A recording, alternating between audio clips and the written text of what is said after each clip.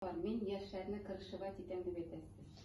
Ләкин яшьләр өлкәннәрне санлыйлармы? Менә күптән түгел Элвин Грей белән Салават арасында низак чыкты. Элвин Грей Салаватның салкын чәй җырын җырлый башлады. Шуннан чыкты бугайны бу бәхәс.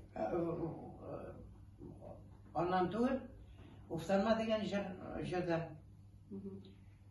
Хәзер бит җырларны сатып алалар. Әгәр җырлар сатып алынмаган икән, элекке җырларны баралар да сатып алалар. Салават белән Элвин Грей арасында бөтенләй тавышларга тиешле бер. Элвин Грейның заманча үз юлы талантлы кеше. Анан соң мен әйтер идем, бүгенге көнне ул безнең Татарстан, Башкортстанның Майкл Джексоны шул уровеньда эшли ул.